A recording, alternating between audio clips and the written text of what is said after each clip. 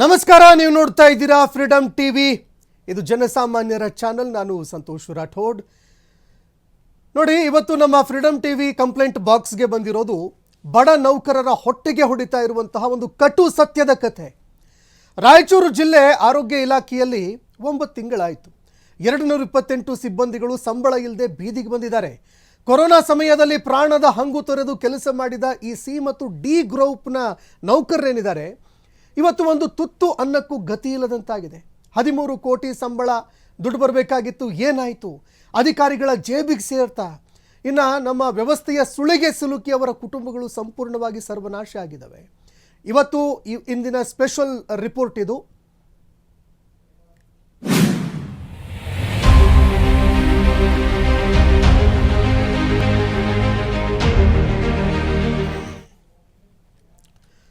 ಇವತ್ತು ಸಿಎಂ ಸಿದ್ದರಾಮಯ್ಯ ಅವರು ನೋಡಲೇಬೇಕಾದಂತಹ breaking news ಇದು. ಆರೋಗ್ಯ ಸಚಿವ ದಿನೇಶ್ ಗುಂಡೂರಾವ್ ಅವರು ಕೂಡ ಇದನ್ನು ನೋಡಲೇಬೇಕು. ಯಾಕಂದರೆ ಇದು ಆರೋಗ್ಯ ಇಲಾಖೆಯಲ್ಲಿ ಕೆಲಸ ಮಾಡ್ತಾ ಇರುವಂತಹ ಸಿಬ್ಬಂದಿಗಳೇನಿದ್ದಾರೆ, ಅವರ ದೈನಂದಿನ ಕೂಳು ಅದಕ್ಕೂ ಕೂಡ ಗತಿ ಇಲ್ಲದ ಒಂದು ಸ್ಥಿತಿಗೆ ತಲುಪಿದ್ದಾರೆ ಅಂತಂದರೆ ನಿಜಕ್ಕೂ ಕೂಡ ಇದು ತುಂಬಾ ಹೃದಯ ವಿದ್ರಾವಕ ಸ್ಟೋರಿ ಇದು. 9 ತಿಂಗಳಾಯಿತು, ಆದರೂ ಕೂಡ ಸಂಬಳ ಸಿಕ್ಕಿಲ್ಲ. ಕೊರೋನಾ ವಾರಿಯರ್ಗಳಿಗೆ ಈಗ ತುತ್ತು ಅನ್ನಕ್ಕೂ ಪರದಾಟ ಅನುಭವಿಸುವಂತಹ ಸ್ಥಿತಿ ಇದೆ. 9 ತಿಂಗಳಿಂದ ಸಂಬಳ ಇಲ್ಲ. ಬೀದಿಗೆ 228 ನೌಕರರು ಅವರ ಕುಟುಂಬ ಬಿದ್ದಿದೆ. 13 ಕೋಟಿ ರೂಪಾಯಿ ಸಂಬಳದ ಹಣ ಎಲ್ರಿ ಮರೆಯಾಯಿತು? ಸರ್ಕಾರದ ದಾಖಲೆಯಲ್ಲಿ 13 ಕೋಟಿ ಪಾವತಿ ಮಾಡಿದ್ದೀವಿ ಅಂತ ಇದೆ. ಆದರೆ ನೌಕರರ ಕೈಗೆ ಸಿಕ್ಕಿದ್ದು ಮಾತ್ರ ಬಿಡಿಗಾಸು. ಹಾಗಾದ್ರೆ ಆ ಕೋಟಿ ಹಣ ಯಾರ ಜೇಬಿಗೆ ಸೇರಿತು? ಇದು ಪ್ರಶ್ನೆ ಅಲ್ವೇ? ಇದು ನಿಜಕ್ಕೂ ಕೂಡ ಎಲ್ಲರನ್ನ ಕಾಡುವಂತಹ ಅನುಮಾನ ಅಲ್ವೇ? ಇನ್ನು ಈ ಬೃಹತ್ ಹಗರಣದ ಕಟು ಸತ್ಯ ನಿಮ್ಮ ಫ್ರೀಡಮ್ ಟಿವಿಯಲ್ಲಿ ಅನಾವರಣ ಆಗ್ತಾ ಇದೆ. ಈಗ ನೊಂದು ಬೆಂದು ನೌಕರರು ಫ್ರೀಡಮ್ ಟಿವಿ ಕಂಪ್ಲೇಂಟ್ ಬಾಕ್ಸ್ನ ಮೊರೆ ಹೋಗಿದ್ದಾರೆ. ಅಸಲಿಗೆ ಬಡವರ ಹೊಟ್ಟೆ ಹೊಡೆದವರು ಯಾರು? ಆ ಲಂಚ ಬಾಕರ ಹಿಂದಿನ ಕಿಂಗ್ ಫಿನ್ಗಳಾದ್ರೂ ಯಾರು ಅನ್ನೋ ಪ್ರಶ್ನೆ ಕೂಡ ಈಗ ಕಾಡ್ತಾ ಇರುವಂಥದ್ದು. ಆ 13 ಕೋಟಿಯಲ್ಲಿ ಯಾರ ಜೇಬಿಗೆ ಎಷ್ಟೆಷ್ಟ್ರಿ ಹೋಗಿದ್ದು? ರಿಲೀವ್ ಅನ್ನುವಂತಹ ನಾಟಕವನ್ನ ಅಧಿಕಾರಿಗಳು ಆಡ್ತಾ ಇದ್ದಾರೆ. ಈಗ ಕೆಲಸವನ್ನ ಸರಿಯಾಗಿ ಮಾಡಬೇಕಾಗಿತ್ತು, ಅಧಿಕಾರಿಗಳು ತಮ್ಮ ಒಂದು ಕರ್ತವ್ಯವನ್ನು ನಿಭಾಯಿಸಬೇಕಾಗಿತ್ತು. ಆದರೆ ಅಧಿಕಾರಿಗಳು ಹೇಳ್ತಾ ಇರುವಂಥದ್ದೇನು ಅಂತಂದರೆ, ಈ ರಿಲೀವ್ ವಿಚಾರವನ್ನು ಇಟ್ಕೊಂಡು ಯಾರು ಬಡ ಕಾರ್ಮಿಕರಿದ್ದಾರೆ ಅವರ ಹೊಟ್ಟೆಗೆ ಹೊಡೆಯುವಂತಹ ಕೆಲಸವನ್ನು ಮಾಡ್ತಾ ಇದ್ದಾರೆ. 13 ಕೋಟಿ ಹಣ ಆರೋಗ್ಯ ಇಲಾಖೆಯಲ್ಲಿ ಸದ್ದಿಲ್ಲದೆ ಸಂಬಳದ ದರೋಡೆಯಾಗಿದೆ. ಆರೋಗ್ಯ ಇಲಾಖೆ ನೌಕರಿಗೆ 9 ತಿಂಗಳಿಂದ ಸಂಬಳ ಇಲ್ಲ. 228 ಸಿಬ್ಬಂದಿಯ ಬದುಕಿನೊಂದಿಗೆ ಅಧಿಕಾರಿಗಳು ಚೆಲ್ಲಾಟವಾಡ್ತಾ ಇದ್ದಾರೆ. ಕೆಲಸದಿಂದ ರಿಲೀವ್ ಆದ ಮೇಲೆ 13 ಕೋಟಿ ಹಣ ಹೋಗಿದ್ದೆಲ್ಲಿಗೆ? ದಾಖಲೆಯಲ್ಲಿ ಸಂಬಳ ಆದಂತೆ ನೌಟಂಕಿ ಆಟವನ್ನು ಆಡ್ತಾ ಇದ್ದಾರೆ.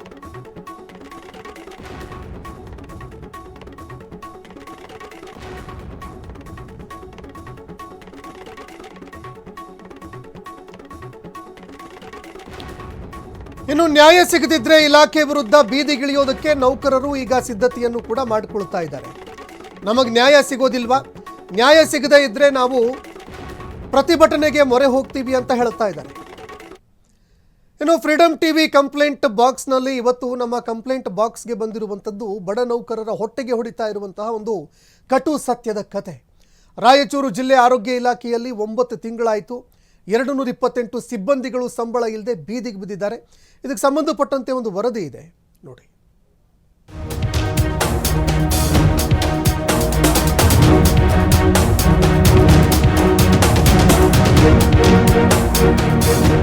ಹೌದು, ಇದು ರಾಯಚೂರು ಜಿಲ್ಲೆಯ ಆರೋಗ್ಯ ಇಲಾಖೆಯ ಅವಾಂತರ. ಇಲ್ಲಿ ಕೆಲಸ ಮಾಡ್ತಿರುವ 228 ಹೊರಗುತ್ತಿಗೆ ನೌಕರರ ಬದುಕು ಈಗ ಅಯೋಮಯವಾಗಿದೆ. 9 ತಿಂಗಳ ಸಂಬಳ ಬಾಕಿ ಉಳಿದಿದೆ. ಕಳೆದ ವರ್ಷದ 4 ತಿಂಗಳು ಹಾಗೂ ಈ ವರ್ಷದ 5 ತಿಂಗಳು ಸೇರಿ ಒಟ್ಟು 9 ತಿಂಗಳ ಸಂಬಳ ಇವರಿಗೆ ಇನ್ನೂ ತಲುಪಿಲ್ಲ. ಆದರೆ ಅಧಿಕಾರಿಗಳ ವಾದವೇ ಬೇರೆಯಾಗಿದೆ. ಸೆಪ್ಟೆಂಬರ್ 2025ರಿಂದ ಡಿಸೆಂಬರ್ ವರೆಗೆ ನೌಕರರನ್ನ ರಿಲೀವ್ ಮಾಡಲಾಗಿದೆ ಎಂದು ಇಲಾಖೆ ಹೇಳ್ತಾ ಇದೆ. ಆದರೆ ಅದೇ 4 ತಿಂಗಳು 13 ಕೋಟಿ ರೂಪಾಯಿ ಸಂಬಳವನ್ನು ಪಾವತಿಸಲಾಗಿದೆ ಎಂದು ದಾಖಲೆಗಳು ಹೇಳುತ್ತಿವೆ. ಹಾಗಿದ್ರೆ ಈ ಹಣ ಎಲ್ಲಿ ಹೋಯ್ತು? ಯಾರ ಜೇಬಿಗೆ ಹೋಯ್ತು? ಯಾರ ಖಾತೆ ಸೇರ್ತು? ನೌಕರರ ಕೈ ಸೇರದ ಹಣ ಯಾರ ಪಾಲಾಗಿದೆ ಎಂಬುದೇ ಪ್ರಶ್ನೆಯಾಗಿದೆ. ಈಗಾಗಲೇ ಕಳೆದ 5-6 ವರ್ಷದಿಂದ ನೌಕರರ ವೇತನ ಬಹಳ ಹಿಂದೆ ಮುಂದೆ ಮಾಡಿಬಿಟ್ಟು ನೌಕರಿಗೆ ವೇತನ ತಡೆ ಹಿಡಿದು ಕಾಶಿ ನೌಕರಿ ತೊಗೋಬೇಕಾದ್ರೆ ಸುಮಾರು 5,000 10,000 ಲಂಚ ತಗೊಂಡು ಕಾಶಿ ನೌಕರಿ ಕೊಡ್ತಾ ಇದ್ದಾರೆ. ಮತ್ತು ಅದರಲ್ಲಿ ಸುಮಾರು 10 ತಿಂಗಳಾದರೂ ನಿನ್ನ ನೌಕರಿಗೆ ಯಾರಿಗೂ ವೇತನ ಆಗಿಲ್ಲ. ಯಾಕಂತ ಕೇಳಿದರೆ ಕಳೆದ ಏಜೆನ್ಸಿ ಇತ್ತು ಸ್ವಿಜ್, ಅವರು ಸ್ವಿಜ್ ಏಜೆನ್ಸಿ ಅವರು ಕಳೆದ 10 ತಿಂಗಳಿಂದವರೆಗೂ ವೇತನ ಮಾಡಿಲ್ಲ.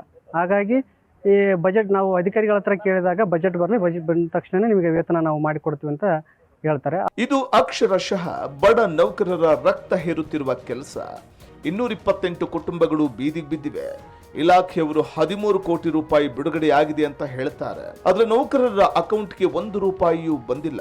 ಸೆಪ್ಟೆಂಬರ್ನಿಂದ ಡಿಸೆಂಬರ್ ವರೆಗೆ ಕೆಲಸ ಮಾಡಿಸಿಕೊಂಡು ಈಗ ರಿಲೀವ್ ಮಾಡಿದ್ದೇವೆ ಅನ್ನೋದು ಎಷ್ಟು ಸರಿ? ತಕ್ಷಣವೇ ಸಂಬಳ ನೀಡದೇ ಇದ್ರೆ ನಾವು ಆರೋಗ್ಯ ಇಲಾಖೆ ಮುಂದೆ ಬೃಹತ್ ಹೋರಾಟ ಹಮ್ಮಿಕೊಳ್ತೇವೆ ಅಂತ ನೊಂದ ನೌಕರರು ಗುಡುಗಿದ್ದಾರೆ.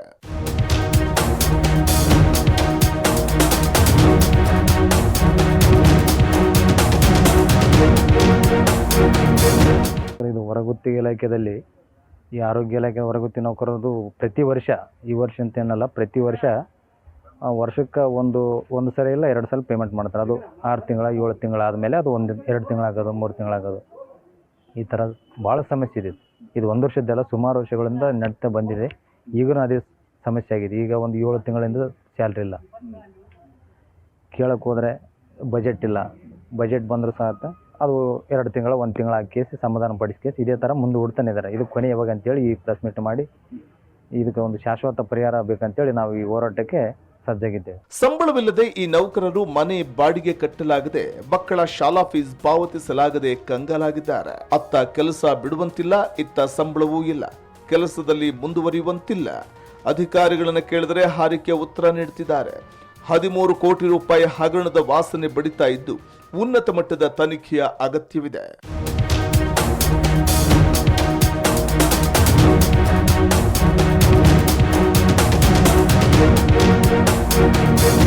ಇನ್ನಾದರೂ ಸಂಬಂಧಪಟ್ಟ ಸಚಿವರು ಮತ್ತು ಉನ್ನತಾಧಿಕಾರಿಗಳು ಎಚ್ಚೆತ್ತುಕೊಳ್ಳಬೇಕಿದೆ.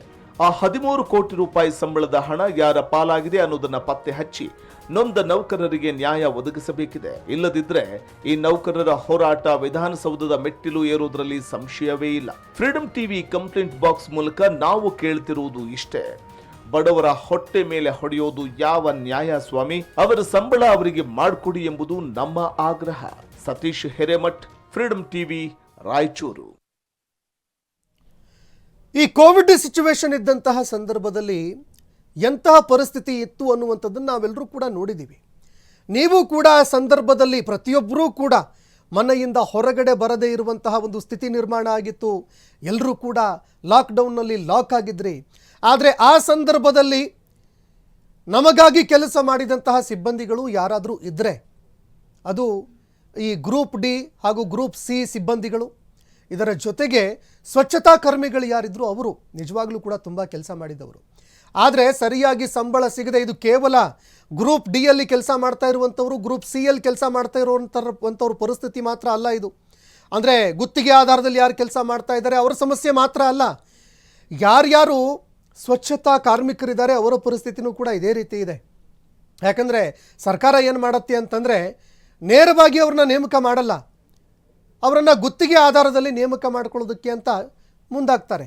ಆದರೆ ಅವರನ್ನು ನೇಮಕ ಮಾಡುವಂಥ ಸಂದರ್ಭದಲ್ಲೂ ಕೂಡ ಸಾಕಷ್ಟು ದುಡ್ಡನ್ನು ಪಡ್ಕೊಂಡಿರ್ತಾರೆ. ನಂತರದಲ್ಲಿ ಸಂಬಳ ಸಿಗೋದಿದೆಯಲ್ಲ ಅದು ಕೂಡ ತುಂಬ ಕಡಿಮೆ. ಇದೇ ವಿಚಾರಕ್ಕೆ ಸಂಬಂಧಪಟ್ಟಂತೆ ಮತ್ತಷ್ಟು ಮಾಹಿತಿ ಕೊಡೋದಕ್ಕೆ ನಮ್ಮ ಪ್ರತಿನಿಧಿ ಸತೀಶ್ ಹಿರೇಮಠ್ ಫೋನ್ ಸಂಪರ್ಕದಲ್ಲಿ ಜಾಯ್ನ್ ಆಗಿದ್ದಾರೆ. ಸತೀಶ್ ಹಿರೇಮಠ್, 228 ಜನ ಹೊರಗುತ್ತಿಗೆ ನೌಕರರು, ಬರೀ ಇವರಷ್ಟು ಮಾತ್ರ ಅಲ್ಲ, ಅವರ ಕುಟುಂಬದವರು ಕೂಡ ಅವರನ್ನೇ ನೆಚ್ಕೊಂಡಿರ್ತಾರೆ. ಆ ಕುಟುಂಬಗಳು ಇವತ್ತು ಬೀದಿಗೆ ಬಿದ್ದಿದ್ದಾವೆ. ಆದರೂ ಕೂಡ ಮೇಲಾಧಿಕಾರಿಗಳ ಗಮನಕ್ಕೆ ಯಾಕೆ ಬರ್ತಾ ಇಲ್ಲ, ಸರ್ಕಾರದ ಗಮನಕ್ಕೆ ಯಾಕೆ ಬರ್ತಾ ಇಲ್ಲ? ಈ ಬಗ್ಗೆ ಮತ್ತಷ್ಟು ಮಾಹಿತಿ ಕೊಡೋದಾದ್ರೆ. ಸಂತೋಷ, ರಾಯಚೂರು ಜಿಲ್ಲೆಯ ಜಿಲ್ಲಾ ಆರೋಗ್ಯ ಇಲಾಖೆ ಏನಿದೆಯಲ್ಲ, ಇದು ಸಂಪೂರ್ಣವಾಗಿ ಭ್ರಷ್ಟಾಚಾರದ ಕೂಪವಾಗಿದೆ ಅಂತಾನೆ ಹೇಳ್ಬೋದು. ಈ ಆರೋಗ್ಯ ಇಲಾಖೆ ಸಂಪೂರ್ಣವಾಗಿ ಅನಾರೋಗ್ಯಕ್ಕೆ ಈಡಾಗಿದೆ ಅಂತಾನೆ ಹೇಳ್ಬೋದು. ಯಾಕಂದ್ರೆ ಇಲ್ಲಿ ಪ್ರತಿ ಹೆಜ್ಜೆಗೂ ಸಹ ಭ್ರಷ್ಟಾಚಾರ ಅನ್ನೋದು ಮಿತಿಮೀರಿ ಬಿಟ್ಟಿದೆ. ಅಷ್ಟೇ ಅಲ್ಲದೆ ಅಲ್ಲಿಯ ಸಿಬ್ಬಂದಿಗಳು ಸಹ ಆ ಒಂದು ಭ್ರಷ್ಟಾಚಾರದ ಕೂಪಕ್ಕೂ ಸಹ ಬಲಿಯಾಗಿದ್ದಾರೆ. ಅಲ್ಲಿಯ ಸಿಬ್ಬಂದಿಗಳೇ ಒಂದು ಭ್ರಷ್ಟಾಚಾರಕ್ಕೆ ಕೂಪಕ್ಕೆ ಬಲಿಯಾಗಿದ್ದಾರೆ. ರಾಯಚೂರು ಜಿಲ್ಲೆಯ 228 ಗುತ್ತಿಗೆ ನೌಕರರು, ಆರೋಗ್ಯ ಇಲಾಖೆಯ ಸಿ ಮತ್ತು ಡಿ ಗ್ರೂಪಿನ 228 ಸಿಬ್ಬಂದಿಗಳಿಗೆ ಕಳೆದ 9 ತಿಂಗಳಿಂದ ಸಂಬಳ ಆಗಿಲ್ಲ. ನಾವೆಲ್ಲರೂ 1-2 ತಿಂಗಳ ಸಂಬಳ ಆಗಿಲ್ಲ ಅಂದ್ರೆ ಸಾಕಷ್ಟು ತೊಂದರೆ ಅನುಭವಿಸ್ತೀವಿ. ಆದ್ರೆ ಇಲ್ಲಿ 228 ಜನರಿಗೆ 9 ತಿಂಗಳ ಕಾಲ ಸಂಬಳವೇ ಆಗಿಲ್ಲ ಅಂತಂದ್ರೆ ಅವರ ಗಂಭೀರ ಪರಿಸ್ಥಿತಿಯನ್ನು ನಾವು ಅರ್ಥ ಮಾಡ್ಕೋಬೇಕಾಗತ್ತೆ. ಇಲ್ಲಿ ರಾಯಚೂರು ಜಿಲ್ಲೆ 228 ಜನರು ಸಹ ತೀವ್ರ ಆರ್ಥಿಕ ಸಂಕಷ್ಟಕ್ಕೆ ಈಡಾಗಿದ್ದಾರೆ ಕಳೆದ 9 ತಿಂಗಳ ಸಂಬಳ ಇಲ್ಲದೆ ಕಾರಣಕ್ಕೆ. ಇವರು ಹಲವಾರು ಬಾರಿ ಇಲ್ಲಿಯ ಅಧಿಕಾರಿಗಳಿಗೆ, ಜನಪ್ರತಿನಿಧಿಗಳಿಗೆ ಮತ್ತು DHO ಸೇರಿದಂತೆ ಎಲ್ಲಾ ಸಿಬ್ಬಂದಿಗಳಿಗೂ ಸಹ, ಅಧಿಕಾರಿಗಳಿಗೂ ಸಹ ಅವರು ಈ ತಮ್ಮ ಸಂಬಳ ಕೊಡಿ ಅಂತ ಬೇಡಿದ್ದಾರೆ, ಅಂಗಾಲಾಚಿದ್ದಾರೆ. ಆದ್ರೂ ಸಹ ಇವರ ಸಮಸ್ಯೆಗಳಿಗೆ ಯಾರೂ ಸಹ ಸ್ಪಂದಿಸಿಲ್ಲ. ಕಳೆದ ಆರ್ಥಿಕ ವರ್ಷದಲ್ಲಿ 5 ತಿಂಗಳ ಸಂಬಳ 13 ಕೋಟಿ ರೂಪಾಯಿ ಪಾವತಿಯಾಗಿದೆ ಅಂತ ದಾಖಲೆಗಳಲ್ಲಿ ತೋರಿಸಿದ್ದಾರೆ. ಆದ್ರೆ ಇವರಿಗೆ ನಯಾ ಪೈಸೆ 1 ರೂಪಾಯಿ ಸಹ ಇವರ ಖಾತೆಗೆ ಜಮಾ ಆಗಿಲ್ಲ, ಸಿಬ್ಬಂದಿಗಳ ಖಾತೆಗೆ ಜಮಾ ಆಗಿಲ್ಲ. ಮತ್ತು ಈ ಒಂದು ಆರ್ಥಿಕ ವರ್ಷದ ಅಂದ್ರೆ 25-26 ಆರ್ಥಿಕ ವರ್ಷದಲ್ಲಿ ಅವರಿಗೆ 4 ತಿಂಗಳ ಸಂಬಳ ಆಗಬೇಕಾಗಿದೆ. ಇಲ್ಲಿಯೂ ಸಹ ಸಂಬಳ ಕೊಟ್ಟಿಲ್ಲ. ಒಟ್ಟು 9 ತಿಂಗಳ ಸಂಬಳವಿಲ್ಲದೆ 228 ಸಿ ಮತ್ತು ಡಿ ಗ್ರೂಪ್ ಗುತ್ತಿಗೆ ನೌಕರರು ತೀವ್ರ ಸಂಕಷ್ಟಕ್ಕೆ ಈಡಾಗಿದ್ದಾರೆ ಅಂತ ಹೇಳ್ಬೋದು. ಸಂತೋಷ್, ಈ ಬಗ್ಗೆ ಸತೀಶ್ 9 ತಿಂಗಳಾಯ್ತು ಸಂಬಳ ಇಲ್ಲ ಅಂತಂದ್ರೆ ನಿಜಕ್ಕೂ ಕೂಡ ಸಾಲದ ಸುಳಿಗೆ ಸಿಲುಕಬೇಕಾಗತ್ತೆ. ಕುಟುಂಬ ನಿರ್ವಹಣೆ ಮಾಡೋದು ತುಂಬಾ ಕಷ್ಟ ಆಗುತ್ತೆ. ಹೇಗೆ ಬದುಕ್ತಾ ಇದ್ದಾರೆ ಅವರು? ತಮ್ಮ ಕುಟುಂಬದ ಸಮಸ್ಯೆಗಳೇನಿದಾವೆ ಅದ್ರ ಬಗ್ಗೆ ನೋವೇನಾದ್ರೂ ತೋಡ್ಕೊಂಡಿದ್ದಾರಾ ಅಂತ? ಸಂತೋಷ್, ಈಗ ನಾವು ರಾಯಚೂರು ಅಂದ್ರೆ ಈಗ ಶೈಕ್ಷಣಿಕ ವರ್ಷ ಆರಂಭ ಆಗ್ತಿದೆ. ಅಂದ್ರೆ ಇನ್ಮೇಲೆ ಮಕ್ಕಳ ಅಡ್ಮಿಷನ್ ಸೇರಿದಂತೆ ಇನ್ನಿತರ ಕಾರ್ಯಚಟುವಟಿಕೆಗಳು, ಶೈಕ್ಷಣಿಕ ಕಾರ್ಯಚಟುವಟಿಕೆಗಳು ಎಲ್ಲವೂ ಆರಂಭ ಆಗುತ್ತೆ. ಅಡ್ಮಿಷನ್ ಮಾಡಿಸ್ಬೇಕಾಗತ್ತೆ, ಡೊನೇಷನ್ ಕೊಡಬೇಕಾಗತ್ತೆ. ಈ ಎಲ್ಲವೂ ಸಮಸ್ಯೆಗಳು ಈಗ ಪ್ರತಿಯೊಬ್ಬರಿಗೂ ಆರಂಭ ಆಗುತ್ತೆ. ಈಗ ಅದೇ ರೀತಿಯಾಗಿ ಈ 228 ಜನ ಏನೋ ನೌಕರಿದ್ದಾರೆ, ಅವರಿಗೂ ಮಕ್ಕಳಿದ್ದಾರೆ, ಹೆಂಡತಿಯರಿದ್ದಾರೆ, ಸಂಸಾರ ಇದೆ, ಎಲ್ಲವೂ ನಿಭಾಯಿಸಬೇಕು. ಆದ್ರೆ 9 ತಿಂಗಳ ಕಾಲ ಸಂಬಳ ಇರೋದ್ರಿಂದ ಇವ್ರಿಗೆ ಮಕ್ಕಳ ಫೀಸ್ ಕಟ್ಟೋದಕ್ಕೂ ಸಹ ತೊಂದರೆ ಆಗ್ತಿದೆ. ದುರಂತ ಅಂದ್ರೆ ಇವರ ಮಕ್ಕಳು ಅಥವಾ ಕುಟುಂಬಸ್ಥರು ಏನಾದ್ರು ಅನಾರೋಗ್ಯಕ್ಕೆ ಈಡಾದ್ರೆ ಇನ್ನೊಂದು ಸರ್ಕಾರದಲ್ಲಿ ಎಲ್ಲಾ ಮೆಡಿಸಿನ್ಗಳು ಸಿಗಲ್ಲ. ಇವರು ಸಹ ಕೆಲವೊಂದು ಖಾಸಗಿ ಆಸ್ಪತ್ರೆಗಳಿಗೆ ತೋರಿಸ್ಕೊಳಕ್ ಹೋಗ್ಬೇಕಾಗುತ್ತೆ.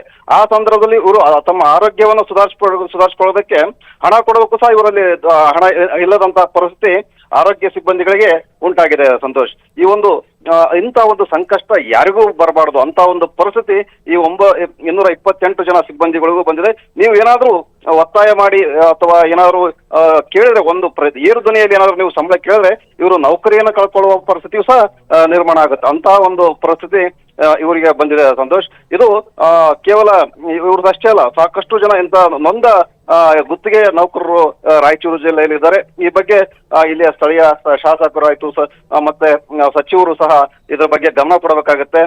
DHO ಅವರು ಸಹ ಇದನ್ನ ಪರಿಗಣನೆಗೆ ತೆಗೆದುಕೊಂಡು ಒಂದ್ ನಿಮಿಷ ಸತೀಶ್, ಈಗ ಈ ವಿಚಾರಕ್ಕೆ ಸಂಬಂಧಪಟ್ಟಂತೆ ಮಾತನಾಡೋದಕ್ಕೆ ಹೊರಗುತ್ತಿಗೆ ನೌಕರರ ಸಂಘದ ಜಿಲ್ಲಾಧ್ಯಕ್ಷರು ಶಂಕರಪ್ಪ ಅವರು ಫೋನ್ ಸಂಪರ್ಕದಲ್ಲಿ ಜಾಯ್ನ್ ಆಗಿದ್ದಾರೆ. ಸರ್ ನಮಸ್ಕಾರ, ಕೇಳಿಸ್ತಿದ್ಯಾ?